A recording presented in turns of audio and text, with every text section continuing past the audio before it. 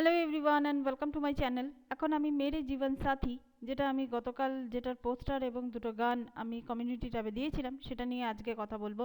রবিকান্ত নাগেশের পরিচালনায় এই সিনেমাটা মূলত কমেডি রোম্যান্স ঘরানার এই সিনেমাটা। তবে কিছু কিছু জায়গায় আমি দেখলাম এটাকে অ্যাকশন সিনেমা হিসেবেও ধরা হচ্ছে, কিন্তু অ্যাকশন আছে সিনেমার একেবারে শেষের দিকে খুব কম। তো সেই হিসাবে আমি এটাকে অ্যাকশনের মধ্যে ফেলছি না। হ্যাঁ, কমেডি আছে, রোম্যান্স আছে। এখানে মুখ্য চরিত্রে অভিনয় করেছেন রাজেশ খান্না, তনুজা ম্যাম, হেলেন, সুজিত কুমার, বিন্দু ম্যাম, উৎপল দত্ত।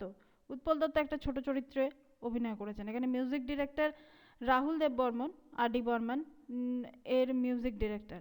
এখানে যদি আমি গল্পটাকে যদি বলি, দেখুন এরকম রোম্যান্টিক সিনেমার গল্প মানে অ্যাজ কিছু থাকে না, কিন্তু এখানে যে জিনিসটা আছে সেটা হচ্ছে যে রাজেশ খান্নার চরিত্রটার নাম হচ্ছে প্রকাশ। সে তার বাবা তাকে একদিন চ্যালেঞ্জ করে যে তুমি তো আমার পয়সায় বসে বসে খাচ্ছ, মানে ফুটানি মারছ, তো তুমি একবার মানে তুমি বাইরে বেরিয়ে গিয়ে দেখো যে নিজের পায়ে নিজে দাঁড়াতে পারো কিনা। এটা মানে এটা হচ্ছে সেভেন্টিজের, এগুলো ছিল মানে সিনেমাগুলোর খুব কমন ডায়লগ। তার কারণ কেন, যে এখানে প্রকাশ যেটা বলেছে যে সে তার বাবার যে বিজনেস আছে সেখানে সে অংশগ্রহণ করতে চায় না। সে মানে সে খুব ভালো ছবি আঁকতে পারে, সে খুব ভালো গান গাইতে পারে, সে ওই লাইনেই সে মানে ফোকাসড। তো সেই জন্যই তার বাবা বলেছে যাও, বাড়ি থেকে বেরিয়ে যাও, বেরিয়ে গিয়ে তুমি দেখো যে দুনিয়াতে আমার নাম ব্যবহার করা ছাড়া, মানে ব্যবহার না করে তুমি মানে তোমার ছবি এবং তোমার প্রেজেন্স দেখে যদি মানে লোকে যে টাকা তোমাকে দেবে সেই টাকা দিয়ে যদি হাফ বেলারও খাবার তোমার জুটে যায়, তাহলে তুমি আবার বাড়ি ফিরে এসো। তো এটা ছিল তার বাবার শর্ত। আমরা সিনেমা শুরুর দিকে দেখতে পাই যে প্রকাশ বাড়ি থেকে বেরিয়ে গিয়ে একজন গরিব মানুষ, একদমই গরিব মানুষ তার বাড়িতে গিয়ে ওঠে। তো তার কাছ থেকে একটু জল চায়। তো সেই মানুষটা তাকে বলে যে বাবু আমি তো খুব গরিব, আমি জল তো শুধু আপনাকে দিতে পারি না, আমার এই মুহূর্তে বাড়িতে কিছু নেই, কিন্তু শুধু তো জল দিতে পারি না, আপনি বরঞ্চ শুকনো একটা রুটি আর একটুখানি চাটনি আছে, আপনি কি সেটা খেতে পারবেন? তো তখন আমরা ফ্ল্যাশব্যাকে রাজেশ খান্নার মানে প্রকাশের অ্যাকচুয়াল যে স্ট্যাটাসটা সেটা আমরা দেখতে পারি। মানে সে মনে করে সে কোন বাড়ির ছেলে, সে এখন কি করছে। তো এরপর তার দেখা হয় রামগড়ের রাজকুমারী, রাজকুমারী মানে হেলেন ম্যামের সঙ্গে। By the way, Rajesh Khanna কে ছিলেন, সুপারস্টার তো ছিলেন বটেই, তিনি বর্তমানে অক্ষয় কুমারের শ্বশুরমশাই ছিলেন, মানে এটা আমরা সবাই জানি। তনুজা ম্যামকে সেটা আমরা সবাই জানি অজয় দেবগনের শাশুড়ি, মানে কাজলের মা, সেটাও আমরা সবাই জানি।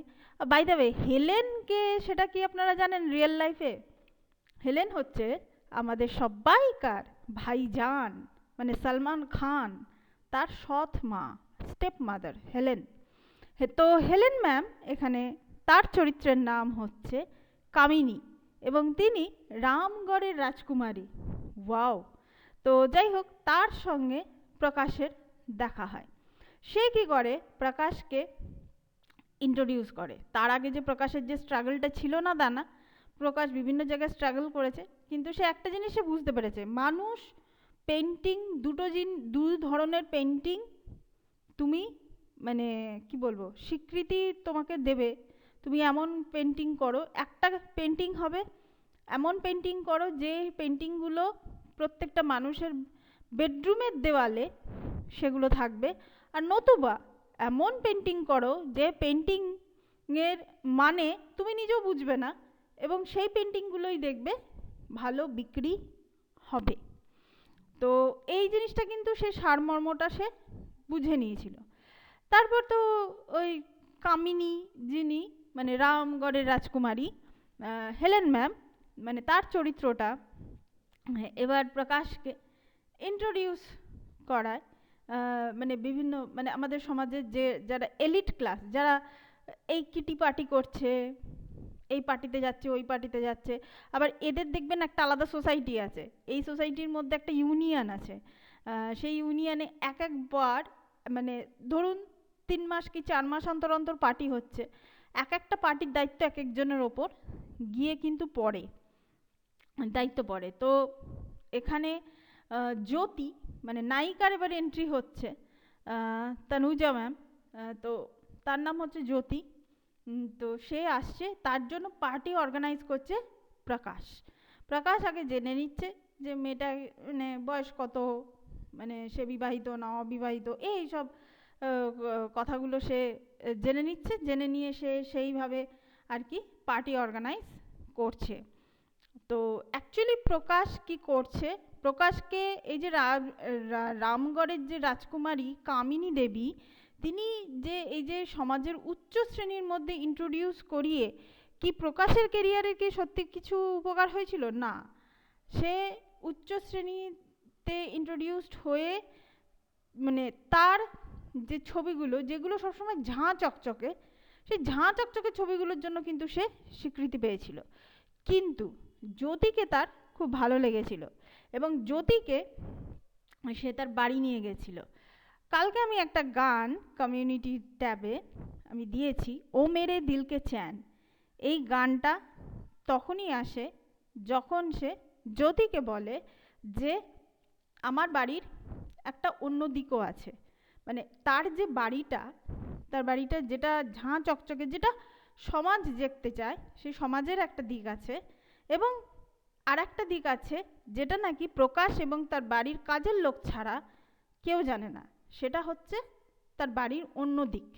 সেই অন্য দিকটা যখন মানে দেখালো, যে মানে প্রকাশ যখন জ্যোতিকে দেখালো অন্য দিকটা, সেখানে আমরা কিছু পেন্টিং দেখতে পাচ্ছি।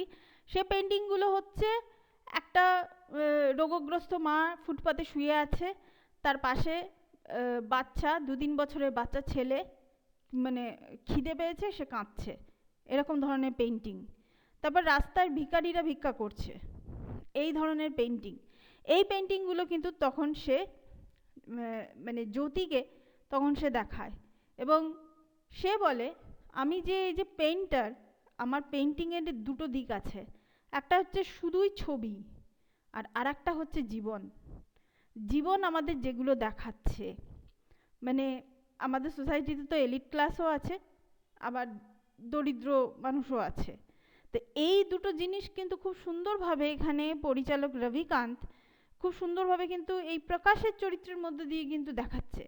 প্রকাশ নামটা কি, নামের মানেটা কি, প্রকাশ নামের মানেটা কি, সামনে চলে আসছে। সে দুদিকেই সামনে চলে আসছে। যারা শুধু ছবি পছন্দ করছে তাদের কাছে সেই প্রকাশ প্রকাশিত হচ্ছে, তাদের কাছে সেই প্রকাশ হচ্ছে ইয়ং মেয়েদের দেখে ফ্লার্ট করে, ইয়ং মেয়েদের দেখে একই ডায়লগ বলতে থাকে, সে হচ্ছে প্রকাশ।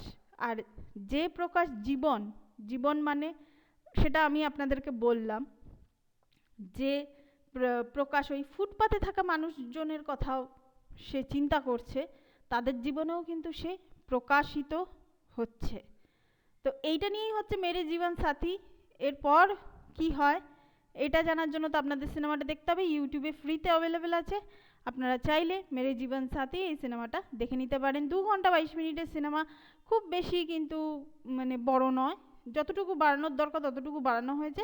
শেষে যেটুকু অ্যাকশন দৃশ্য আছে, এখনকার দিনে দাঁড়িয়ে আপনাদের দেখলে মনে হবে যে অ্যাকশন দৃশ্যটা আর একটু বাড়ালে বোধহয় ভালো হতো, কিন্তু আদারওয়াইজ মানে এখানে কিন্তু মানে জীবনের ক্ষেত্রে মেরে জীবন সাথী, মেরে জীবন সাথী বলতে কিন্তু এখানে নায়ক নায়িকাকে বলা হয়নি, পরস্পর পরস্পরকে বলছে মেরে জীবন সাথী, না এই ক্ষেত্রে ওটা নয়। জীবনের অনেকগুলো দিক থাকে, জীবনের সাথী, জীবনের সাথী এখানে চিন্তা ভাবনাটা একটু অন্য রকমের চিন্তা ভাবনা।